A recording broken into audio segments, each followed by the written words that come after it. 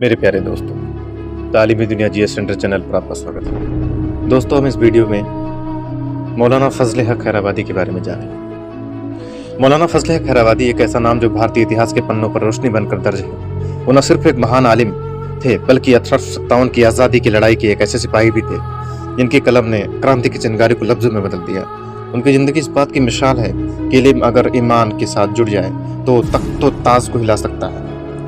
मौलाना फजल हक का जन्म 11 अक्टूबर 1797 और कुछ स्रोतों में इसे 1802 में बताया गया तो खैराबाद जिला सीतापुर उत्तर प्रदेश में हुआ बताया जाता है। उनके वालिद मौलाना फजल मन्नान खैराबादी खुद एक बड़े आलिम थे, इसलिए इल्म का माहौल घर में ही मिला। उन्होंने छोटी उम्र में कुरान, अरबी, फारसी, तर्कशास्त्र, फलसफा, इल्म कलाम और गणित जैसे विषयों में महारत हासिल की। कहते हैं कि जब उनकी उम्र सिर्फ 13 साल थी तब उन्होंने इतनी गहराई से फलसफा समझ लिया था कि दिल्ली, लखनऊ और फरंगियों के विद्वान भी उनसे प्रभावित होते थे।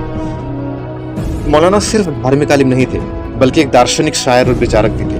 उन्होंने मिर्जा गालिब के शेरों पर तर्कशास्त्र और तस्दीक के दृष्टिकोण से आलोचना की थी और उनकी प्रसिद्ध रचना तस्दीक बयान गालिब आज भी विद्वानों में चर्चित है। उनकी बातों में हमेशा रूहानियत और राष्ट्रभक्ति का संगम रहता था। वह कहा करते थे, जो कलम से सच नहीं लिख सकता वो तलवार से भी कुछ नहीं कर सकता।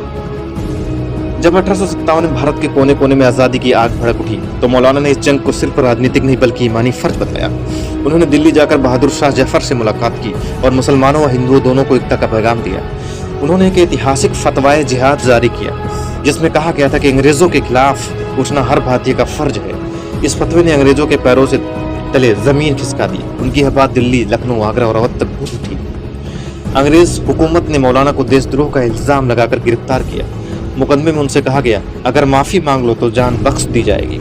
लेकिन मौलाना ने सिर उठाकर कहा, जो अपने वतन की आज़ादी की खातिर खड़ा है उसे मौत से क्या डर। 1859 में उन्हें काला पानी, अंडमान सेक्युलर जेल भेज दिया गया, जहां कठोर यातना, गर्म हवाएं, भूख और बंद जंजीरों में भी उन्होंने अपना इरादा नहीं बदला। कैद में रहते हुए भी उन्होंने कई धार्मिक और दार्शनिक रचनाएं पूरी की। 26 दिसंबर 1861 को मौलाना फजल हक खैराबादी ने सेक्युलर जेल में दम तोड़ दिया, लेकिन वो हार कर नहीं, शहीद होकर गए। उनकी मौत आज़ादी के इतिहास का एक सुनहरा अध्याय बन गई। उनके अंतिम शब्द थे, जंजीरें जिस्म को रोक सकती हैं मगर ख्याल को नहीं। मौलाना फजल हक खैराबादी को भारत का पहला धार्मिक स्वतंत्रता सेनानी कहा जा सकता है। वो उस दौर में एकता, शिक्षा और विचार की ताकत के प्रतीक थे।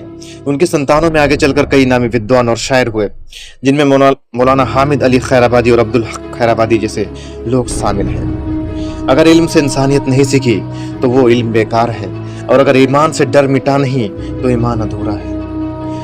मौलाना की जिंदगी हमें सिखाती है कि सच्चे विद्वान वही है जो अपने ज्ञान को इंसाफ और आज़ादी के लिए इस्तेमाल करें। मेरे प्यारे दोस्तों, अगर वीडियो इन्फॉर्मेटिव लगी हो तो प्लीज़ इस चैनल को सब्सक्राइब करिए, कमेंट करिए। बहुत बहुत शुक्रगुजार।